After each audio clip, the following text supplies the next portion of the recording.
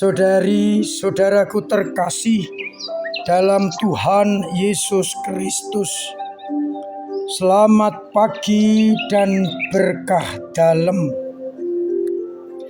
Kita bertemu kembali dalam renungan harian Rabu 17 April 2024. Seperti biasa, kita mendasarkan permenungan pada kedua bacaan Ekaristi hari ini. Dalam bacaan yang pertama dari Kisah Para Rasul bab 8 ayat 1-8 dikisahkan bagaimana setelah Stefanus dibunuh, mulailah penganiayaan kepada jemaat di Yerusalem. Kecuali para rasul, mereka tersebar ke daerah Yudea dan Samaria.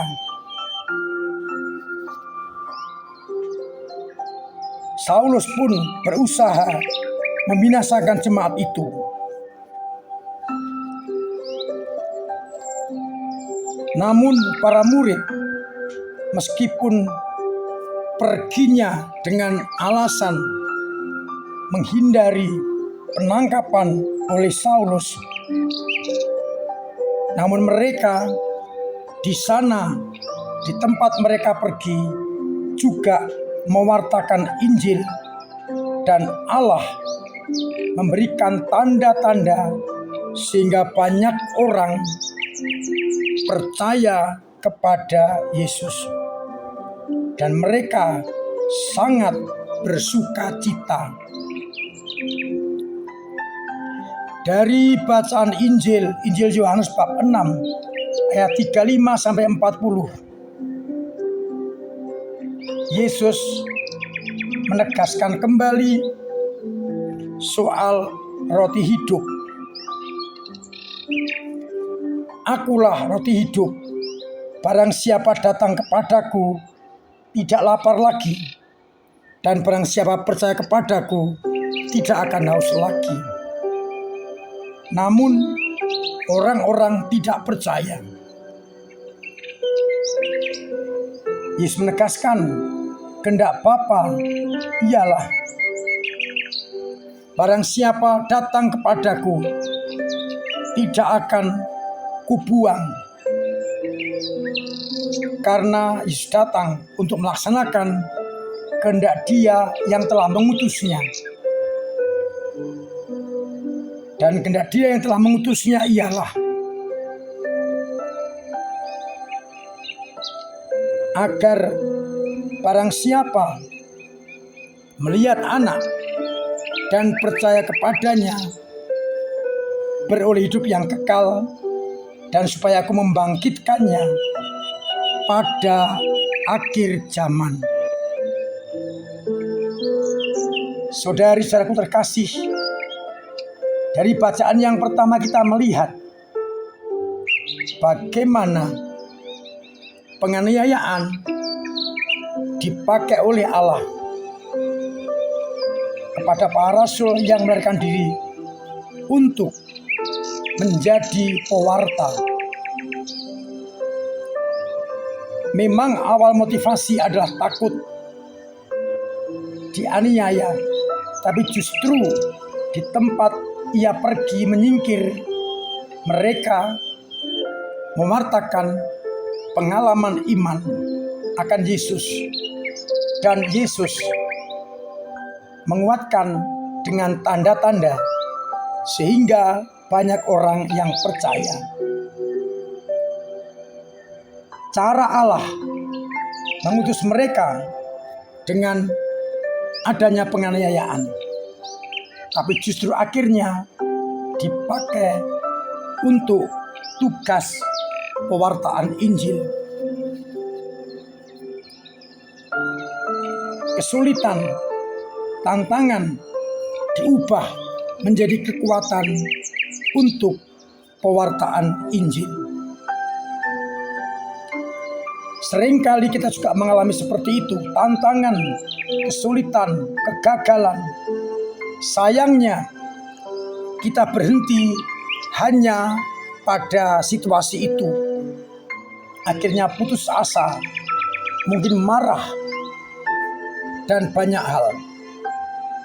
Dikuatkan oleh sabda Tuhan hari ini, khususnya bacaan yang pertama, kita diajak untuk memaknai setiap peristiwa, termasuk kegagalan, kesulitan, tantangan, menjadi berkat perutusan. Sehingga di balik situasi-situasi itu, kita tetap dapat melihat dan merasakan kasih Allah serta tugas perutusan kita.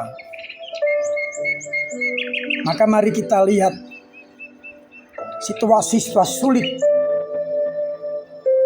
Kita lihat di balik itu Allah mau apa dengan kita. Pada bacaan Injil, Yesus adalah roti hidup dan juga minuman kehidupan. Barang siapa makan dan minum tubuh dan darah Kristus dan percaya kepadanya akan selamat. Dan selaras dengan kehendak Bapa, barang siapa melihat Anak dan percaya kepadanya beroleh hidup yang kekal. Titik permenungan saya dasarkan pada kata melihat. Barang siapa melihat Anak dan percaya kepadanya, dua jaminan kebangkitan badan dan kehidupan kekal. Persoalannya adalah melihat. Bagaimana cara kita melihat? Bagaimana makna kita melihat? Dalam bahasa Jawa, melihat bisa terjemahkan dengan macam-macam kata. Bisa weruh, bisa ndeleng atau ndelok, atau nonton, dan sebagainya. Kita bertanya, kita melihat Yesus dalam arti mana? Apakah hanya weruh, yang berarti melihat sekilas? Yang penting hanya mengerti, weruh. Ditanya bagaimana, tidak bisa menjelaskan. Itu weruh. Ataukah kita melihat dalam arti nonton atau ndelok? Yang namanya nonton, misalnya sepak bola, kita tahu jalan permainannya, bisa menceritakan kembali dengan benar. Itulah nonton. Nah sekarang kalau kita melihat Yesus dalam arti mana? Apakah hanya Katolik KTP? Sekedar jadi orang Katolik. Bila ditanya, Yesus adalah anak Yusuf dan Maria dan anak Allah. Selesai. Tetapi kalau kita nonton, maka kita bisa menceritakan siapa dia, bagaimana, dan penghayatannya. Jauh lebih dalam mengenalkan Yesus Kristus. Nah, untuk itu kita bertanya dan merenungkan selama ini saya nonton dalam arti, saya melihat Yesus dalam arti mana? Hanya weruh, sekedar Katolik KTP,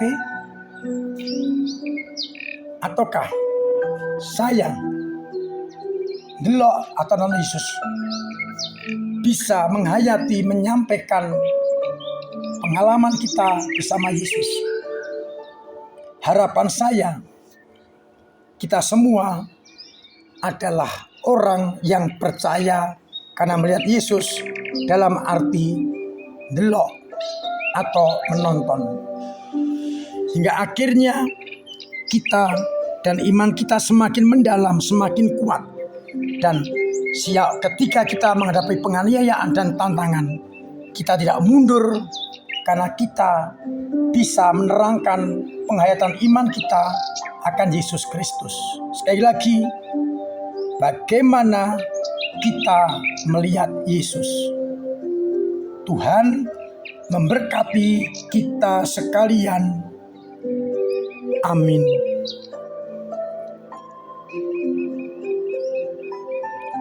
Saudara-saudaraku terkasih, marilah kita berdoa.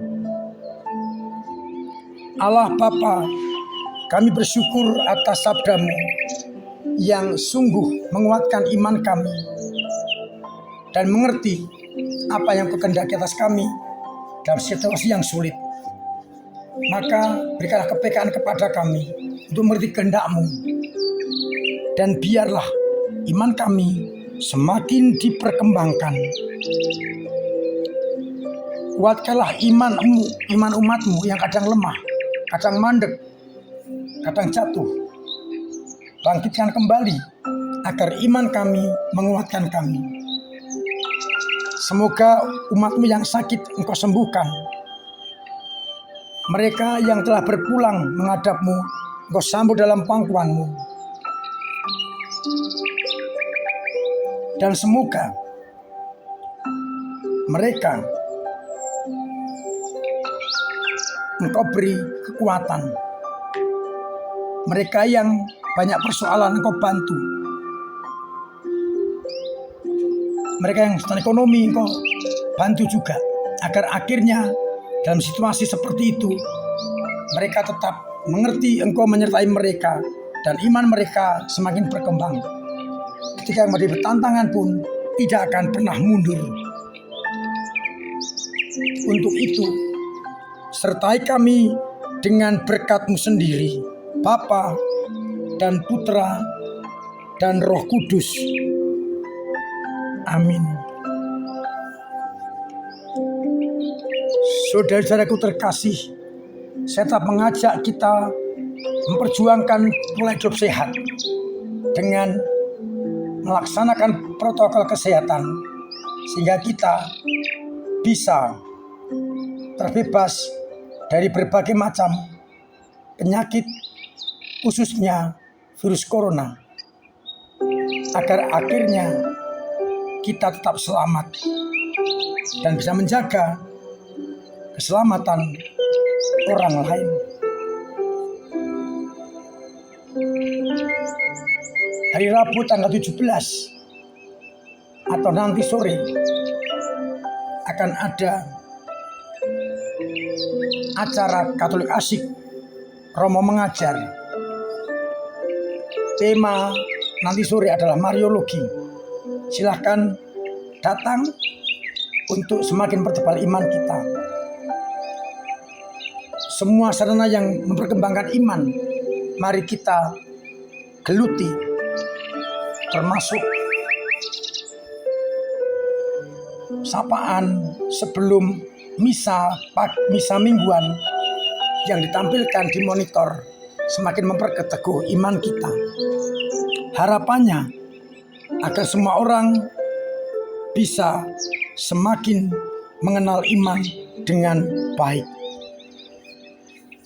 Terima kasih kepada semua yang telah berkontribusi kepada gereja lewat doa-doa, lewat karya dan tenaga, maupun lewat dana yang sangat dibutuhkan gereja dalam pelayanan pastoral.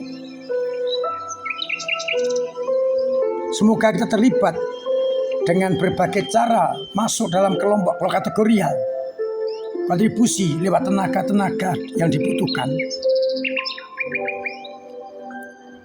Nanti pada minggu pertama tanggal 4 dan 5, Romo Nyaris dari Flores akan menggalang dana untuk pembangunan aula. Maka saya undang umat untuk berkontribusi pada tanggal 4 dan 5 Mei, mengembangkan amplop nanti yang akan dipakai untuk pembangunan. Itu bentuk dari iman kita yang semakin mendalam. Semoga umat diberkati dengan berkat yang melimpah. Hari ini ada tutup pedi bagi salah satu umat kita. Jam 11 di Dharma. Panjenengan yang kosong bisa mendoakannya di Dharma jam 11 Ekaristi tutup pedi. Akhirnya saya mengucapkan selamat pagi, selamat merenungkan, salam sehat, Tuhan memberkati.